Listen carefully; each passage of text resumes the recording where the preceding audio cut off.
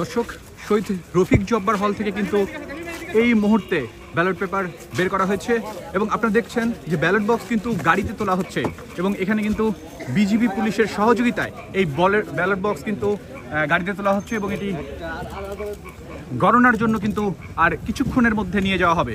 আপনারা দেখতে পাচ্ছেন, যদিও কিছুক্ষণ আগে কিন্তু একটি হট্টগোলের ঘটনা ঘটেছিল শহীদ রফিক জব্বার হলে, কিন্তু এখন কিন্তু পরিস্থিতি স্বাভাবিক এবং আপনারা দেখতে পাচ্ছেন যে এই মুহূর্তে গাড়িতে কিন্তু ব্যালট বক্স তোলা হয়েছে এবং পুলিশ এবং বিজিবির সহযোগিতায় এই ব্যালট বক্সগুলো একে একে গাড়িতে ঢোকানো হচ্ছে এবং গণনার উদ্দেশ্যে কিন্তু নিয়ে যাওয়া হবে।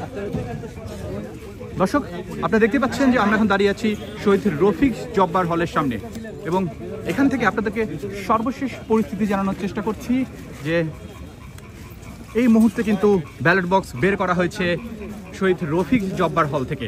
আপনারা জানেন যে এই হলে কিন্তু সকালবেলা 25 মিনিট দেরিতে শুরু হয়েছিল ভোট গ্রহণ এবং বেলা বাড়ার সাথে সাথে কিন্তু ভোটারের সংখ্যা বাড়তে থাকে।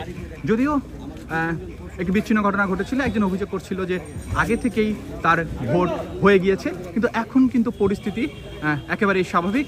পুলিশ এবং বিজিবির নিরাপত্তায় ব্যালট বক্স নিয়ে যাওয়া হচ্ছে।